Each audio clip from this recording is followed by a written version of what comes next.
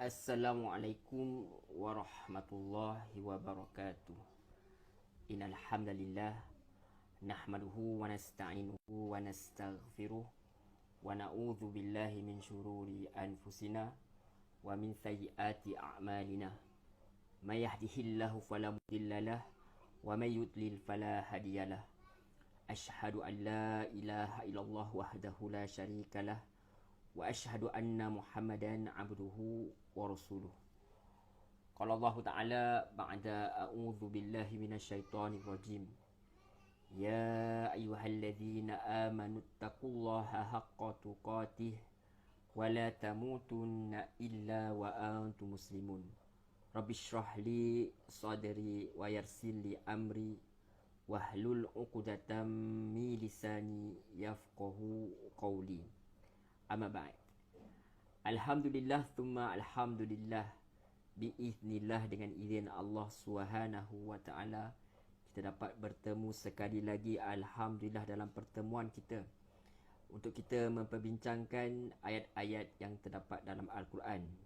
Sebelum itu, apa khabar tuan-tuan, puan-puan, muslimin, muslimat yang dirahmati Allah Subhanahu wa taala?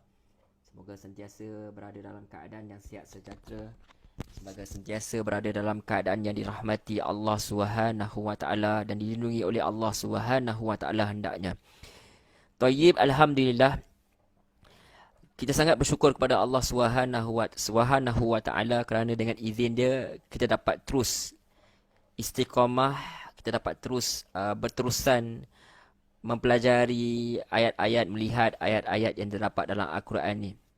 Seperti mana yang kita bincangkan, kita katakan selalu, disclaimer lah, ini bukan kelas tafsir dan saya bukan seorang pakar tafsir, cuma seorang pengkaji yang mahu mengkaji tentang agama dia sendiri, mahu mengkaji tentang ayat-ayat Allah Subhanahu wa taala. Sebab kita ni banyak yang kita belajar kan, kita baca sini dan sana.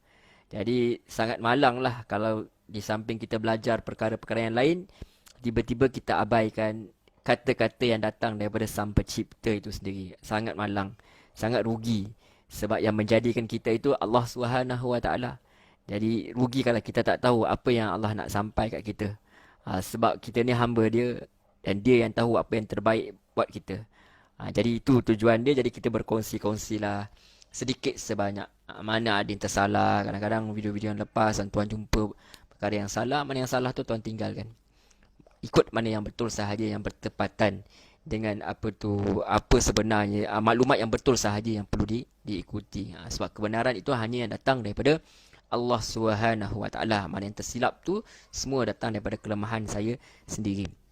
Baik, kita teruskan bahawa sebelum ni kita telah pun berbincang berkenaan ayat-ayat yang di mana Allah Subhanahu wa taala sendiri menjelaskan bahawa kisah yang benar, bermakna tidak ada Tuhan yang disembah melainkan Allah, dan bahawa Nabi Isa sebelum ini yang kalian sangka, ada sebahagian manusia yang sangka bahawa Tuhan atau nak Tuhan, sebahagian Tuhan semua tu sebenarnya adalah perkara yang tidak benar. Sebaliknya apa yang sebaliknya apa yang Rasulullah sampaikan, bahawa Nabi Isa itu kelahirannya luar biasa dan dia seorang nabi dan dia juga seorang manusia biasa. Jadi walaupun kelahiran dia tanpa perantaran ayah, tetapi bukan dia sahaja yang dilahirkan tanpa ayah. Nabi Adam AS juga dilahirkan tanpa ayah dan juga tanpa ibu. Cumanya keajaiban tu seperti mana kita bincangkan sebelum ini, bukan dilihat kepada keajaiban tu, bukan dilihat kepada keajaiban tersebut, tetapi dilihat kepada pencipta keajaiban itu Allah Subhanahu wa taala. Jadi kemudian sebelum ni kita dah bincang pun berkenaan bahawa setelah dia ajak mubahalah, boleh kalau kita katakan dengan izin sumpah laknat lah, lebih kurang macam tu lah. Maknanya laknat berlaknat di antara satu sama lain, lebih kurang macam tu. Jadi kalau kalian betul rasa kalian yang benar, maka mari kita bermubahalah. Jadi Nabi suruh bawa orang-orang sana, orang-orang daripada kalangan Nasrani Najrani, untuk bawa anak-anak mereka, bawa isteri mereka semua. Mari kita bermubahalah. Jadi di sini mubahalah di sini maksudnya ialah masing-masing pihak di antara orang yang berbeza pendapat berdoa kepada Allah dengan sungguh-sungguh agar Allah jatuhkan laknat kepada pihak dusta. Nabi ajak utusan Nasrani Najran bermubahalah tapi mereka tak berani. Jadi dia jadi bukti kebenaran Rasulullah SAW. Jadi Kalau yang tu pun kalian tak nak buat, apa kita panggil dengan panggilan yang lembut, Allah pujuk lagi, marilah kita bersama. Ya apa? Menuju kepada kalimah yang satu, iaitu pegangan yang sama, iaitu la ilaha illallah. Tiada Tuhan yang disembah melainkan Allah. Dan tentu saja syahadat dia ada lagi, Muhammadur Rasulullah, dan Nabi Muhammad itu pesuruh Allah. Jadi jika kalian tak nak juga kepada kalimah yang satu ni, pegangan yang sama ni, maka kalian dengan cara kalian saksikanlah bahawa kami ini adalah orang yang tunduk patuh seperti mana Nabi Isa AS, seperti mana Nabi Musa AS, seperti nama Nabi Ibrahim AS. Yang mana setiap pihak, setiap golongan mengaku bahawa mereka tergolong daripada golongan Ibrahim, ketahuilah Allah sendiri menjelaskan bahawa yang mengikut Ibrahim ini adalah Nabi ini, yakni Rasulullah SAW.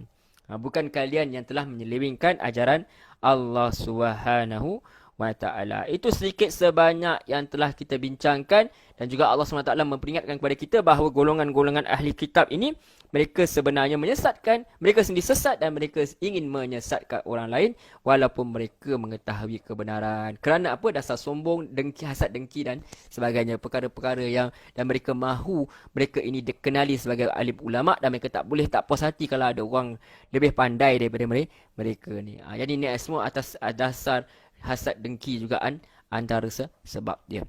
Okey, tayyib. Alhamdulillah, tanpa kita melengahkan masa, kita terus kepada perbincangan kita hari ini, insya-Allah, daripada ayat 71 hingga 77 daripada muka surat kebanyakan mushaf, muka surat 59, insya-Allah. Okey, kita mulakan insya-Allah. A'udzubillahi minasyaitonirrajim. Bismillahirrahmanirrahim. Aku berlindung kepada Allah daripada godaan syaitan yang direjam, dengan nama Allah yang Maha Pemurah lagi Maha Penyayang. Ya ahlal kitab lima talbisunal haqqa bil batil. Allah Subhanahu wa taala berfirman pada ayat 71 ni, Allah mulakan dengan ya ahlil kitab, wahai ahli kitab. Menarik ni tuan-tuan, puan-puan, muslimin muslimat yang dirahmati Allah Subhanahu wa taala. Walaupun dalam keadaan kita tahu orang Yahudi ni kebanyakan ada tempat yang Allah melaknat mereka, Allah membuka pekong mereka, tapi Allah masih lagi memanggil mereka dengan ahlil kitab.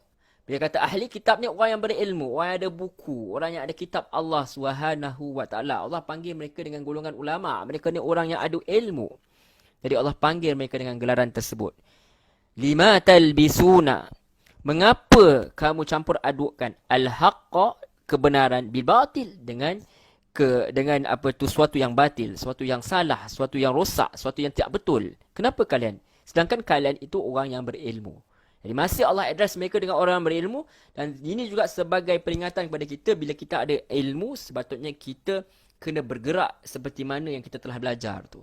Ilmu tu sepatutnya menjadikan kita orang yang beriman, orang yang mendekat diri kepada Allah, orang yang nampak kekuasaan Allah Subhanahu wa taala, orang yang berfikir dengan ilmu tu tentang kebesaran Allah Subhanahu wa taala. Jadi Allah tunjukkan kalimah takjub, pelik sekali. Bagaimana satu orang yang telah berilmu tetapi mereka mereka mencampurkan, maksudnya mereka tahu sesuatu yang benar tapi mereka campur adukkan antara hak dan batil. Dan lebih teruk lagi apa mereka buat, wa taqtumunal haqqa wa antum ta'lamun, dan kamu sembunyikan kebenaran padahal kamu mengetahui. Okey, tayyib. Jom kita rujuk kepada kitab Tafsir Misbah untuk lihat kepada penafsiran ni sedikit. Pandangan beliau, apa maksud dengan ayat ini? Apa yang maksud pandangan ayat ini?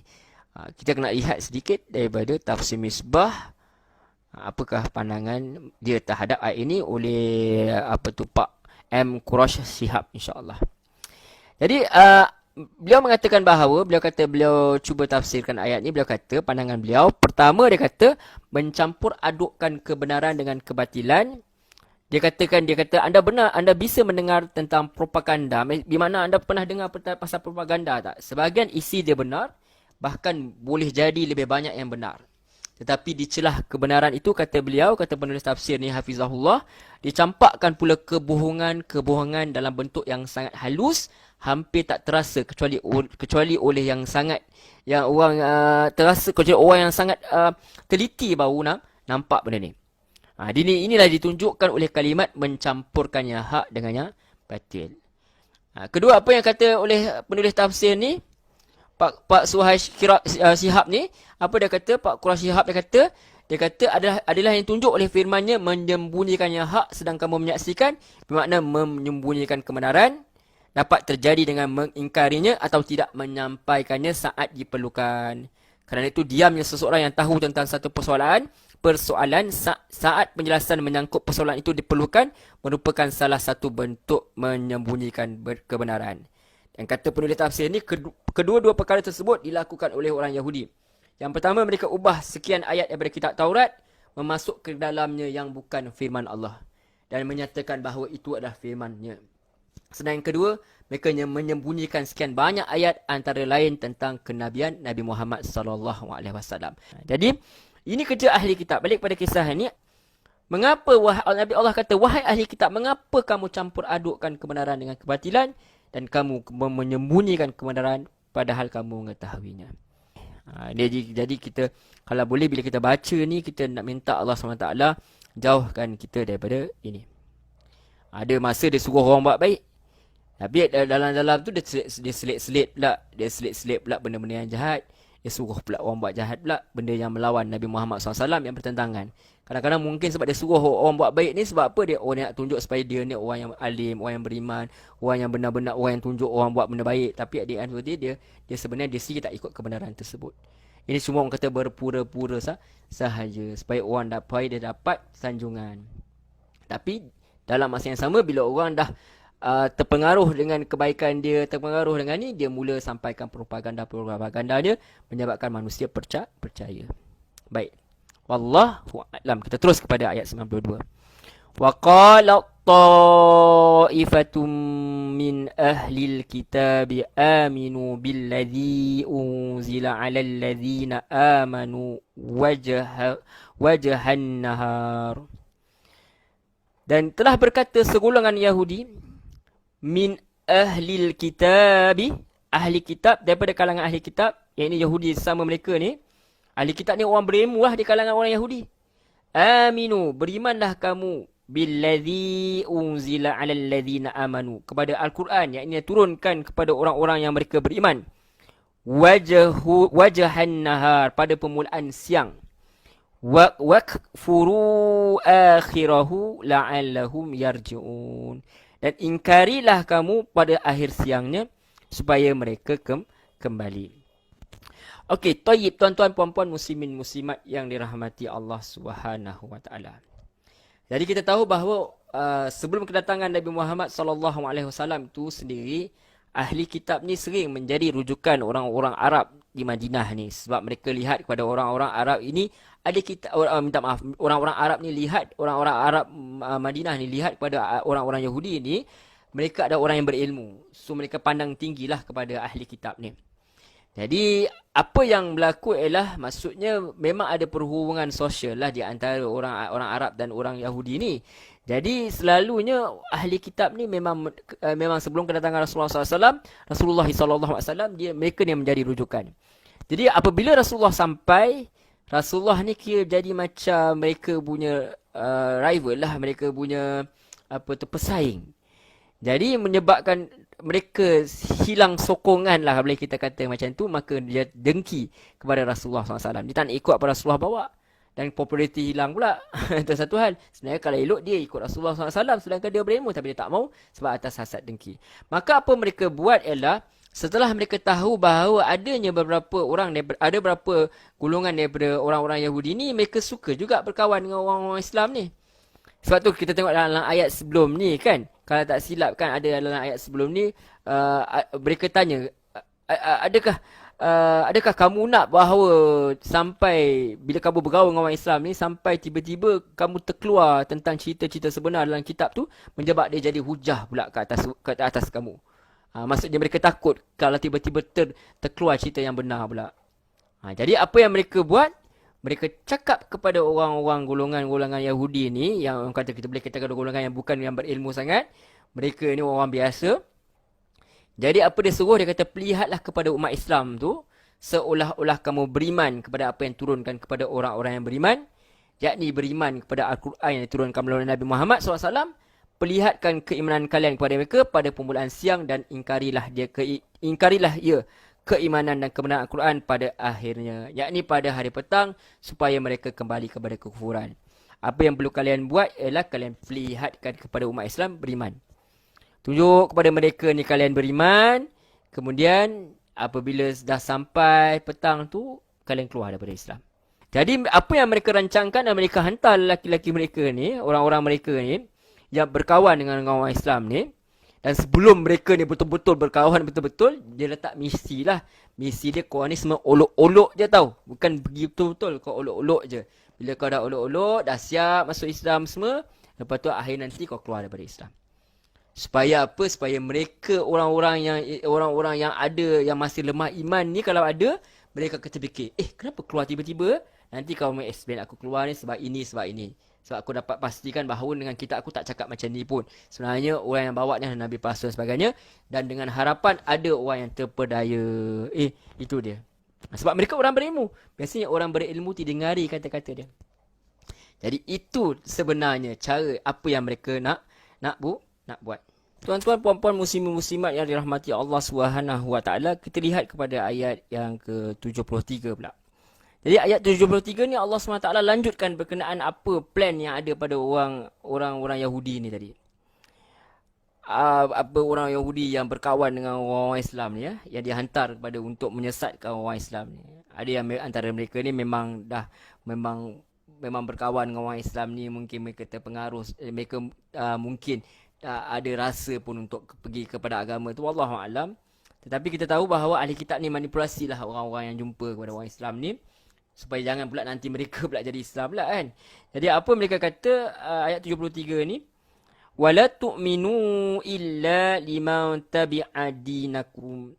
Jangan kamu mempercayai, jangan kamu beriman jangan kamu percayai kecuali kepada orang yang dia mengikuti agama kamu. Jadi apa yang mereka buat ni, mereka takutlah. Sebab kalau mereka hantar orang-orang ni pergi, nanti jadi beriman betul-betul. Sebab ramai juga antara mereka di sana yang dah tengok-tengok juga agama Islam ni. Ramai juga yang dah tengok-tengok selama ni, dah masuk pun dah masuk Islam dah. Sebab kalau kita lihat kan, pada misal pada kes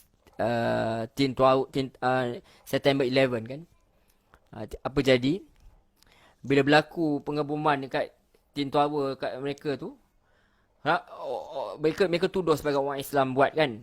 Tapi apa berlaku? Sebab tuduhan itu selalu sangat berlaku, orang kata teroris dan sebagainya, akhirnya menyebabkan ramai manusia masuk Islam sebab itu.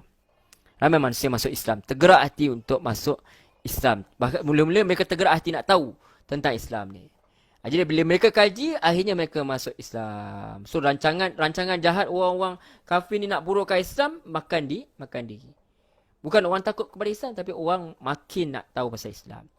Jadi sebab itu mereka kata, jangan. Wala tu'minu illa liman tabi'a dinikum. Jangan kamu percaya melainkan orang-orang yang ikut agama kamu saja. Itu dia kata awal-awal. Ini siapa yang cakap perkara ni? Ketua-ketua agama mereka. Mereka pesan kepada pengikut mereka yang disuruh untuk masuk Islam olok-olok ni, untuk hanya ikut orang yang seperti agama mereka saja. Jangan tinggalkan agama asal pula. Takut benar mereka kalau orang muda yang mereka hantar tu akan masuk benar-benar dalam agama Islam. Sebab kita tahu orang Islam, orang muda-muda ni selalu dia lagi mudah nak terima kebenaran selalunya. Ada masa ada jenis yang memang tak kisah langsung, tapi ada masa pula dia semangat dia lain macam juga. Kalau tiba-tiba bila dah sampai masa nak dapat kebenaran tu, dia pula nanti yang bersemangat pula nanti. Jadi mereka takut, kemungkinan mereka takut kalau orang muda ni masuk Islam betul-betul. Maka dia pesan siap-siap, wala tu'minu illa liman tabi'a dinukum. Jangan kamu percaya pada siapa pun melainkan orang yang ikut agama kalian.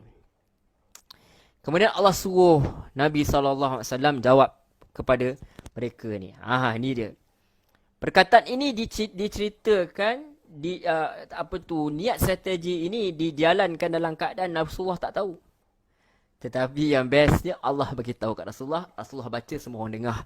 Maksudlah orang Yahudi sendiri. Jadi maksudnya di sini nak bagi tahu bahawa kau plan jahat tak apa, aku dedah kan. Habis semua orang tahu, maka orang Yahudi ni jadi takutlah.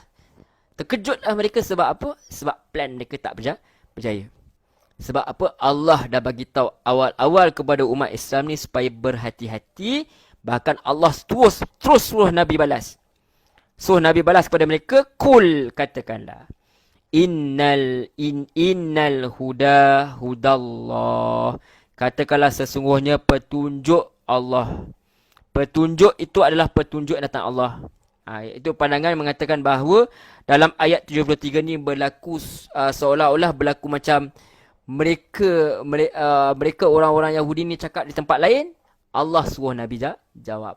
Kemudian Allah ungkapkan apa yang mereka cakap di tempat lain, kemudian Allah suruh Nabi jawab. Di sini dinyatakan sebelum itu orang kafir ni, orang ahli kitab ni kata kepada orang mereka, jangan percaya kepada apa yang mereka ikuti, kecuali apa yang diikuti, kepada siapa yang mengikuti agama kamu sahaja. Kemudian Allah suruh Nabi jawab. Petunjuk itu petunjuk Allah saja. Bukan petunjuk kalian, bukan petunjuk yang orang reka-reka, tetapi petunjuk yang aku bawa ini adalah benar-benar datang daripada Allah Subhanahu Wa Taala. Kemudian apa yang dilanjutkan? Ayyuta ahadum mithlu ma utitum au yuhajukum inda rabbikum. Okay, kita lihat kepada penafsiran dia, insyaAllah.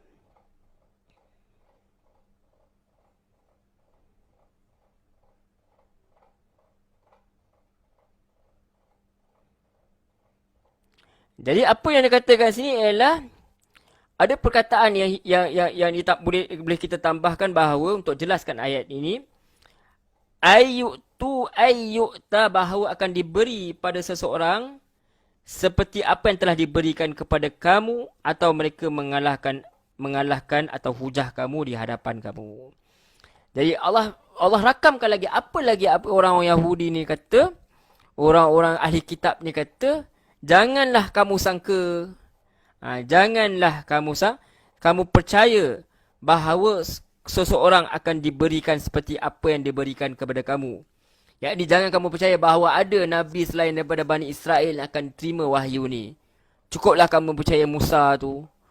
Cukuplah kamu percaya Nabi-Nabi di kalangan Bani Israel sahaja. Jangan kamu percaya ada Nabi yang berbangsa lain itu diterima wahyu. Atau bahawa mereka akan menyanggahmu di hadapan Tuhan. Jangan pula kamu percaya bahawa mereka ini berada pihak yang benar, bahawa maklumat mereka ini akan menjadi hujah untuk menjadi hujah untuk membuktikan bahawa kalian ini salah. Yang itu. Jadi berlaku dialog, tapi dialog tidak berlaku. Dialog tu Allah yang letak dialog tu. Allah suruh Nabi jawab. Membongkar apa yang mereka cakap di belakang. So mereka bagi tahu dekat orang-orang yang mereka nak hantar ni, supaya apa?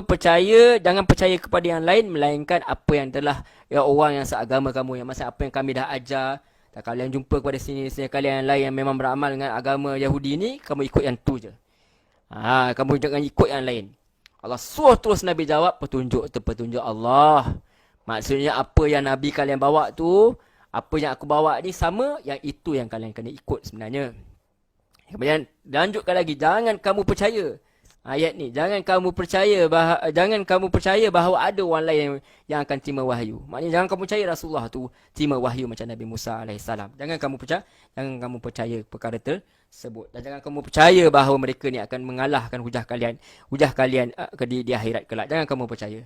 Mereka itu bukan pihak benar, mereka itu pendusta. Itu mereka takut. Sebab bila kita kalau selalu sangat dengar kebenaran, lama-lama dengan izin Allah kita akan dengar kebenaran juga. Kita akan ikut juga tunduk juga kepada kebenaran tu. Maka orang-orang ini, sebab tu Allah kata dalam ayat lain kan, orang-orang yang menghasut ni syaitan-syaitan mereka kan. Sebab mereka menghasut. Kalau secebis hati yang hendak ikut agama ni, mereka padamkan dengan propaganda-propaganda, dengan cerita-cerita supaya orang takut dengan kebenaran. Dan ini sebenarnya kalau kita boleh bawa dalam kehidupan kita sekarang, berlaku juga. Di mana ada orang yang dia takut orang ikut yang perkara yang benar. Ada orang macam tu. Dia takut ikut kebenaran. Dia takut kalau dia kata ini benda orang ni, kalau orang bawa Quran dan sunnah misalnya, dia kata orang ni bawa benda-benda yang memecah belahkan masyarakat dan sebagainya. Ada orang takut dengan kebenaran. Sebenarnya kita tak perlu takut dengan kebenaran sebab kita kena ikut petunjuk Allah SWT. Kalau ada amalan nenek moyang yang bertentangan dengan Quran dan sunnah, maka kita kena sudi tinggalkan perkara tersebut. Maka Allah suruh Nabi jawab, Qul innal fadla biyadillahi yu'tihi man yasha. Katakanlah sesungguhnya kurniaan itu di tangan Allah. Yu'tihi, dia berikannya, man yasha, kepada siapa saja yang dia kehendaki. Itu dia. Jadi Allah Subhanahu Wa Taala suruh Nabi jawab, katakan mereka ni kurniaan tu Allah boleh bagi siapa saja. Kenabian itu Allah boleh bagi siapa dia. Kitab tu Allah boleh bagi siapa saja. Sebab semua itu adalah di tangan Allah SWT, milik Allah SWT.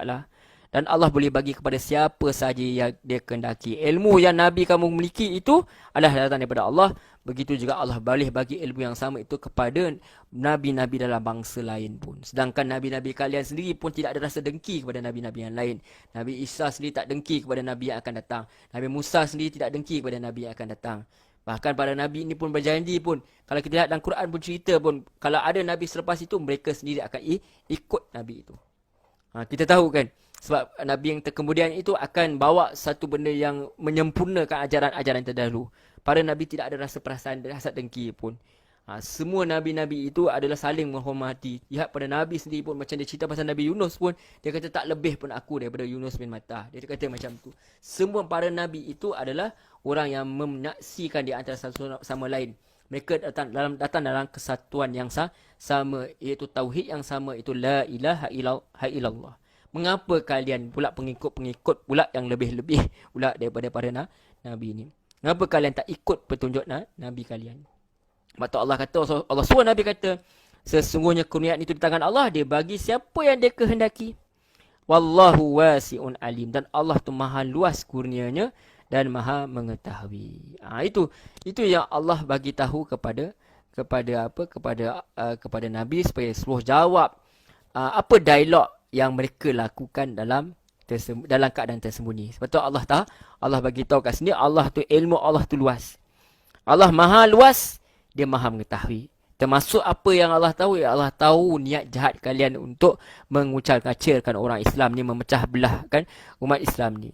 Dan confirm kalian tak boleh buat tu. Kalian tak mampu pun nak tarik balik hidayah daripada orang lain kalau mereka buat kalau Allah tak izinkan. Sebab apa? Hidayah itu Allah bagi kepada siapa yang dia kehendaki, dan Allah boleh tarik daripada siapa yang kehendaki. Allah pernah beri orang-orang Yahudi ni kitab para nabi yang banyak pun, tetapi mereka tak mau terima, maka Allah tarik hak keistimewaan itu daripada mereka, dan Allah datangkan Nabi akhir zaman iaitu Rasulullah SAW yang berbangsa Arab.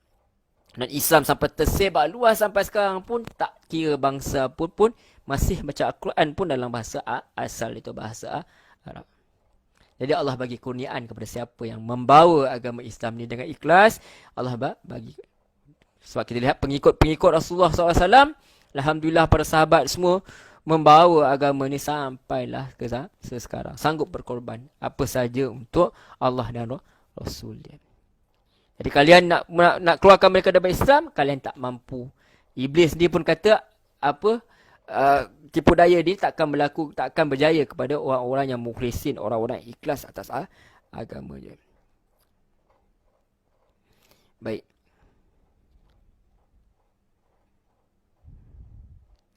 Kemudian kita teruskan secara ringkas kita bincangkan tadi. Jadi kita baca sekali lagi ayat tu, takut ada tertinggal, jadi kita terjemahkan, kemudian kita terus ayat 74. Jadi ayat kita baca tadi, wala tu'minu illa liman tabi'a dinakum, dan janganlah kamu percaya kecuali kepada orang yang mengikuti agama kamu. Qul innal huda hudallah, katakanlah wahai Muhammad, agama kamu adalah petunjuk Allah. Kemudian Allah cerita balik apa yang orang Yahudi itu cakap dalam keadaan bersembunyi, dalam keadaan tertutup. Ayyuta ahadum mislama utitum aw yuhajukum inda rabbikum. Janganlah kamu percaya bahawa apa yang diberi pada seseorang seperti apa yang telah diberikan kepada kamu, atau mereka mengalahkan hujah kamu di hadapan Tuhan kamu. Seperti yang kita jelaskan, jangan kamu percaya bahawa ada nabi selain daripada yang diberi kitab selain daripada nabi kalian. Kul innal fadla biyadillahi yu'tihi man yasha. Katakanlah sesungguhnya kurniaan di tangan Allah, dia memberikannya kepada siapa yang dikehendaki. Wallahu wasi'un alim. Dan Allah itu maha luas, kurniaannya maha mengetahui. Jadi ayat ni jelas membuka pekung ahli-ahli kitab ini yang cuba merancang jahat, dan Allah jelaskan, tegaskan sekali lagi bahawa Allah boleh bagi kenabian itu kepada siapa saja, dan terimalah kenyataan bahawa Allah telah berikan nabi ke pangkat nabi akhir zaman ni kepada Rasulullah SAW yang berbangsa Arab. Maka jika kalian sudi terima nabi ini, maka kalian akan dapat dua pahala. Kalau kalian tak nak terima, kalian akan diazab dengan azab yang kekal abadi. So kita pun sama pilihan. Allah bagi kita peluang untuk belajar Quran, belajar sunnah. Jadi kita pilihlah, kita nak ikut yang amalan nenek moyang ke, atau kita nak ikut yang Allah dan Rasulnya bawa. Kita sendiri yang pilih. Okay, kita teruskan ayat 74. Yahtausu birahmatihi man yasha. Dia mengkhususkan rahmatnya kepada siapa yang dikehendaki. Wallahu dzul fadlil azim. Dan Allah itu mempunyai kurniaan yang sangat besar. Jadi Allah Subhanahu wa taala melanjutkan firman dia ayat 74. Allah kata yakhtassu bi rahmatihi man yasha. Allah tentukan pemberian rahmatnya kepada siapa saja yang dia kehendaki. Di mana Allah bagi rahmat secara khusus ni kepada orang mana? Kepada orang yang tertentu.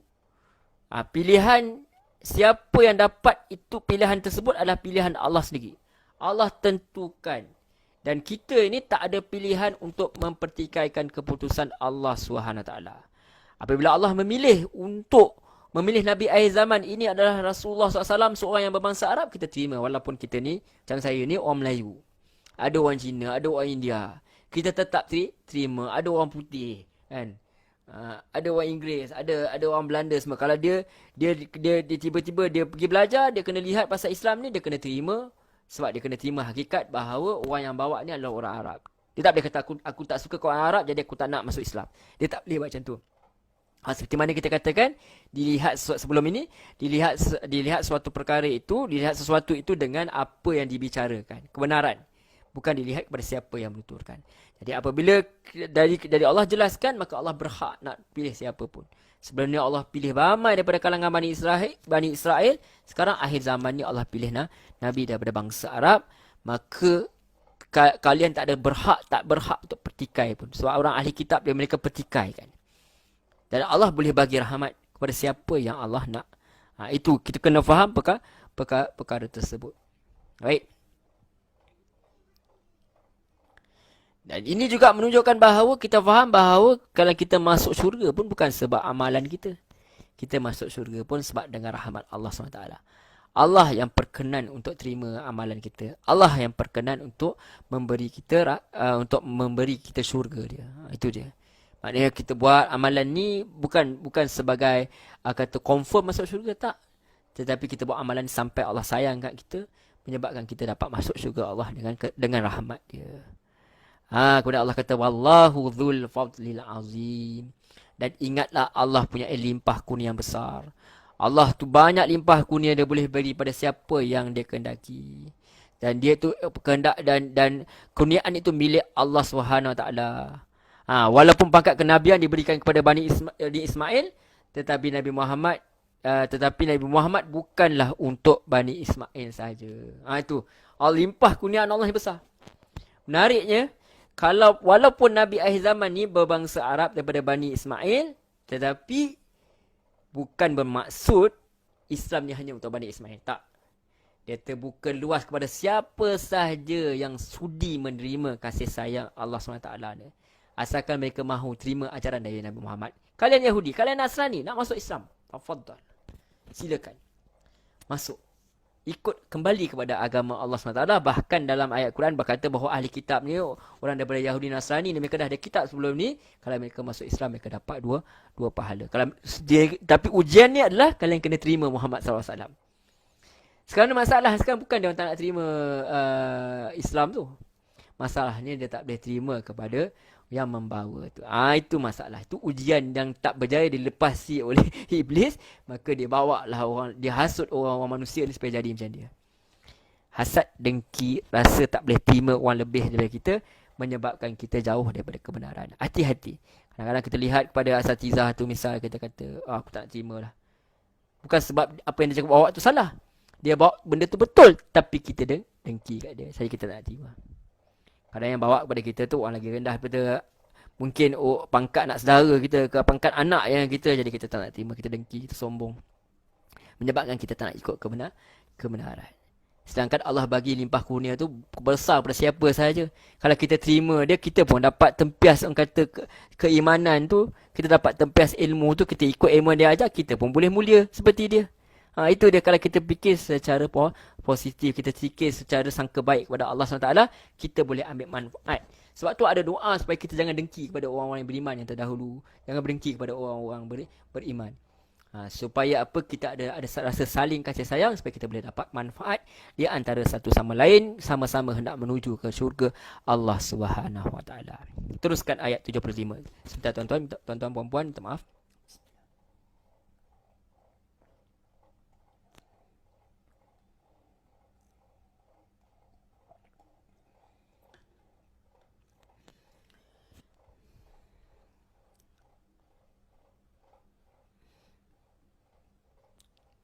Diteruskan ayat 75. Wa min ahlil kitabi man in ta'manhu biqintarin yu'addihi ilaika wa minhum. Maaf, kita baca satu-satu. Wa min ahlil kitabi man in ta'manhu biqintarin yu'addihi ilaik. Jadi Allah SWT berfirman, dan antara ahli kitab ada yang jika engkau pinjamkan kepadanya harta yang banyak, nescaya dia kembalikan kepadamu. Ini menarik tentang Allah SWT. Bila Allah SWT cerita tentang keburukan Yahudi ni misalnya, keburukan ahli kitab ni, tetapi Allah tak sapu bersih semua. Allah kata ada sebenarnya ahli kitab yang baik. Ada juga. Maksudnya Allah nak bagi tahu kepada umat Islam ni, jangan sapu bersih semua. Maksudnya masih lagi ada peluang untuk berdakwah kepada mereka ni. Macam mana nak dakwah? Kan? Sebab tu kita sebelum kita dakwah, kita kena faham agama kita dulu, baru kita boleh dakwah. Kalau kita sendiri pun tak faham Quran, tak faham hadis sunnah, macam mana kita nak faham, macam mana kita nak sampaikan? Jadi di sini Allah bagi tahu bahawa ada ahli kitab ni yang baik pun. Kalau kamu pinjamkan mereka harta yang banyak, saya kembalikan kepadamu. Maksudnya masih ada cebis-cebis kebaikan. Ini cara Allah memujuk. Maksudnya Allah bukanlah bermusuh dengan, Allah bukan nak suruh orang Islam ni bermusuh dengan ahli kitab, tapi nak buka fikiran mereka ni supaya mereka berfikir, supaya mereka faham bahawa Islam ini adalah agama yang rahmat, yang nak orang dapat rahmat tu. Sedangkan kamu sebelum ni pun dah orang pilihan Allah pun, kenapa kalian tak teruskan supaya menjadi pilihan Allah dengan cara mengikut agama Allah itu sendiri yang dibawa oleh Rasulullah. Kemudian Allah menjawabkan lagi, wa minhum man in ta'manhu bidinaril la yu'addihi ilaik illa ma dumta alaihi qa'ima. Tapi ada pula antara mereka yang sebelumnya kamu pinjamkan dia harta yang banyak, dikembalikan kepada kamu. Ada pula yang pinjam kepadamu 1 dinar je. Dia tak mengembalikan kepadamu kecuali jika engkau selalu menagihnya. Kenapa berlaku kepada orang yang macam ni? Sebab zalika bi annahum qalu laisa alaina fil ummiyina sabil wa yaquluna 'alallahil kadhiba wa hum ya'lamun. Ada ahli kitab yang macam ni sebab apa? Yang demikian itu disebabkan mereka berkata, sebab mereka ada dah dia punya doktrin sendiri, dia kata tidak dosa bagi kami terhadap orang-orang buta huruf. Mereka mengatakan hal yang dusta terhadap Allah padahal mereka mengetahui dia. Jadi Allah nak bagi tahu, jangan kita sapu bersih ahli kitab ni, ada yang baik pun. Tapi ada juga bahkan ayat lain kata kebanyakan mereka ni yang memang tak boleh percaya pun. Maksudnya soal duit pun tak boleh percaya, apatah lagi soal agama. 1 dinar pinjam pun tak nak pulang. Yang kata macam tu. Apa kalau yang bab itu sebab apa mereka buat itu? Sebab mereka kata tak ada dosa pun kami terhadap orang-orang buta huruf ni, orang jahil ni. Sedangkan mereka mengatakan hal yang dusta terhadap Allah. Jadi Allah nak bagi tahu bahawa ciri-ciri mereka ini macam mana, kenapa mereka boleh sampai menipu tentang agama ni, sebab mereka tu asalnya sendiri adalah orang yang mendustakan. Mereka suka berdusta. Jadi kedustaan itu terus menerus berlaku dalam kehidupan dia dan juga dalam agama dia. Sedangkan Allah Subhanahu Wa Taala memperingatkan bahawa bahkan man aufa bi ahdih, siapa yang menepati terhadap janjinya, wattaqa, dan dia bertakwa, fa innallaha yuhibbul muttaqin, dan Allah itu sesungguhnya mencintai orang-orang yang bertakwa. Siapa sebenarnya orang yang menjadi pilihan Allah ni? Maksudnya bila kita katakan macam tu, siapa sebenarnya orang yang layak digelar ahli kitab ni? Siapa sebenarnya orang yang layak bergelar orang yang berilmu ni? Siapa mereka ni? Sebenarnya Allah kata, Allah bagi tahu, sebab mereka mengatakan bahawa orang-orang Yahudi ni, mereka kata tiada dosa bagi kami terhadap orang-orang buta huruf. Allah kata mereka katakan hal yang dusta terhadap Allah padahal mereka mengetahui. Sedangkan Allah kata bukan begitu, keistimewaan itu bukan begitu. Sebaliknya, siapa yang menepati janji yang bertakwa, maka sesungguhnya Allah cintai orang yang bertakwa. Sepatutnya itulah ciri-ciri orang yang pilihan Allah, bukannya orang yang rasa lebih daripada orang lain, tetapi orang yang mematuhi janji dan orang yang bertakwa, yakni ikut segala perintah Allah dan jauhi segala larangannya. Kemudian Allah dedahkan lagi apa sifat-sifat mereka ini, sebab mereka telah menyelewengkan kitab ini untuk kepentingan diri mereka, maka mereka buat macam-macam untuk memperdaya manusia, untuk kepentingan mereka, dan mereka halalkan atas nama kitab. Atas mereka kata tak ada masalah pun dalam kitab. Aku kata okey, sebab korang semua buta huruf, okey, kita boleh tipu je orang-orang buta huruf ni, sebab kita ada orang pilihan Allah. Mereka percaya dengan doktrin mereka yang mereka sendiri. Kemudian lanjutkan 77, innal ladzina yashtaruna bi ahdillahi wa aymanihim thamanan qalila. Sungguhnya orang-orang yang menjual belikan janji Allah dengan sumpah-sumpah mereka dengan harga murah. Di mana apa? Mereka telah berjanji untuk, kan moyang mereka dah berjanji pun ikut kitab. Dan mereka pun mengaku bahawa mereka mengikut kitab dan nak ikut kitab. Mereka berjanji macam tu. Tapi malangnya mereka langgar perjanjian tu. Kenapa? Dengan harga yang murah. Di mana apa? Dunia ni murah saja. Mereka nak dapat kedudukan di sisi Allah, dunia ni murah saja. Jadi mereka sudi, mereka sanggup menjual keiman mereka yang mahal ini, yang boleh membawa kepada syurga ini, dengan nikmat dunia yang sementara sahaja. Iaitu thamanan qalila, dengan harga yang murah. Rugi sangat bila kita buang akhirat demi mendapatkan kemewahan yang sementara ni, yang kita pun tak tahu bila kita akan mati, bila-bila masa kita boleh tinggalkan. Di dunia lagi pun kita dah, Allah boleh buat kita tinggal. Kita ada makan sedap-sedap pun, tiba Allah dah tangkap penyakit, tak boleh nak makan. Kita ada sekarang tengok musim PKP, ada kereta mewah-mewah pun tak boleh pergi jauh-jauh agak, duduk kat situ je. Kita kata macam tu pun kita boleh berfikir sebenarnya. Jadi rugi kalau kita kita tinggal ke akhirat hanya kerana mengejar dunia yang sementara saja. Allah kata boleh ambil dunia ni, ada bahagian, tetapi jangan sampai meninggalkan akhirat tu. Ulaika la khalaqa lahum fil akhirah. Mereka itu tidak ada bahagian di syurga. Bagi mereka di akhirat tak ada. Wala yukallimuhumullah,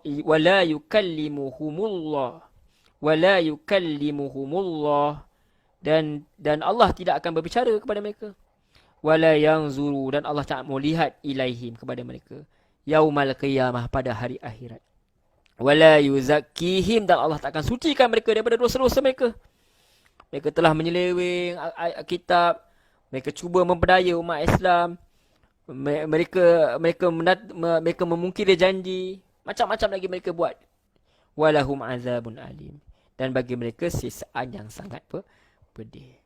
Itu Allah bongkarkan kepada kita perangai-perangai ahli kitab ini. Kenapa mereka layak diazab oleh Allah SWT, sedangkan Allah SWT telah beri mereka ini kitab.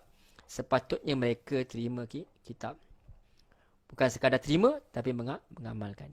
Sebab tu saya pernah terdengar seorang asatizah ni bagi tahu. Dia kata zaman sekarang ni ramai orang yang belajar agama. Ramai orang belajar agama, alhamdulillah. Itu satu bagus juga orang yang belajar agama, alhamdulillah. Tetapi malangnya tidak ramai yang beragama. Kita ada ilmu, tetapi kita tidak membawa ilmu itu. Kita faham, kadang-kadang faham ilmu pun, faham betul. Lumat buku tu, katakanlah kita kata lumat buku tu. Tetapi akhirnya tidak melahirkan akhlak yang baik juga. Dan menyebabkan manusia, kadang-kadang menyebabkan manusia bermusuhan pun.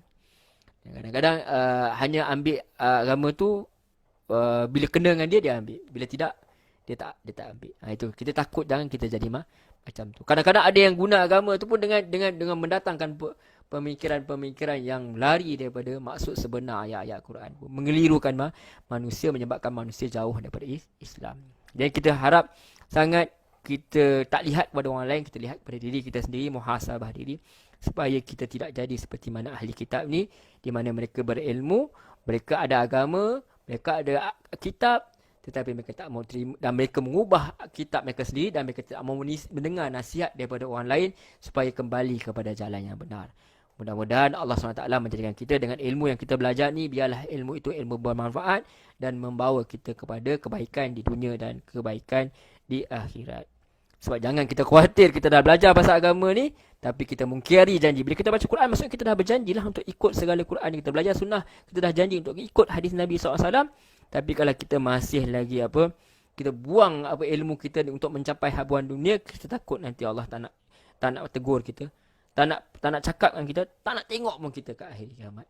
Menyebabkan Allah tak nak tengok dengan pandangan rahmat, menyebabkan akhirnya kita masuk ke dalam neraka. Na'udzubillah. Mudah-mudahan Allah SWT menjauhkan kita semua daripada perkara ini, dan mudah-mudahan sedikit sebanyak yang kita belajar ini, kita berkongsi-kongsi ini, mudah-mudahan Allah menjadikan kita manusia yang lebih baik. Baiklah, sekian sahaja pertemuan kita. Saya mohon maaf kalau ada apa yang tersilap. Mesti ada yang tersilap, yang salah silap ataupun perkara kata yang mengguriskan hati. Saya mohon maaf. Mudah-mudahan Allah SWT memberi kita sama-sama keampunan. Allah memberi kita hidayah, taufik dan hidayahnya. Allah buka hati kita ini, basirah kita ini untuk memahami ayat-ayat Allah. Saya mohon maaf kalau ada yang tersasul dan semua, ataupun penyampaian kurang baik, sebab sebagai manusia yang lemah, penuh dengan kelemahan, banyak kelemahan, tentu saja banyak lagi yang perlu dipelajari. Mudah-mudahan Allah SWT mengampuni. Mudah-mudahan Allah bagi juga, mudah-mudahan yang mendengar itu lebih faham daripada yang menyampaikan lah. Itu sebab kita sampaikan itu. Mudah-mudahan Allah sama-sama buka lah kepada kita ilmu Allah SWT. Yang penting bukan sekadar untuk exercise otak kita saja, bukan sekadar untuk tambah knowledge saja, tetapi bukan sekadar menjadi orang yang belajar agama, tetapi untuk menjadi orang yang beragama, insya-Allah. Amin ya rabbal alamin. Benar-benar mengikut apa yang Allah SWT ajar. Itu saja, insya-Allah. Kita bertemu lagi dalam pertemuan yang berikutnya. InsyaAllah, terima kasih banyak kerana sudi mendengar. InsyaAllah kita jumpa lagi dalam pertemuan yang berikutnya. Kita tutup dengan tasbih kafarah. Subhanakallahumma wa bihamdik, asyhadu an la ilaha illa anta, astaghfiruka wa atubu ilaik. Wa sallallahu ala Muhammad wa ala alihi washabihi wasallam. Alhamdulillahirabbil alamin. Wassalamualaikum warahmatullahi wabarakatuh. Terima kasih banyak tuan-tuan, puan-puan, muslimin muslimat yang dirahmati Allah.